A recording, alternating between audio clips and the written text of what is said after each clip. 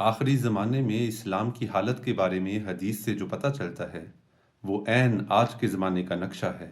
چنانچہ حضرت علی رضی اللہ تعالیٰ عنہ بیان کرتے ہیں کہ حضور صلی اللہ علیہ وسلم نے فرمایا، ان قریب ایسا زمانہ آئے گا کہ نام کے سوا اسلام کا کچھ باقی نہ رہے گا، الفاظ کے سوا قرآن کا کچھ باقی نہیں رہے گا۔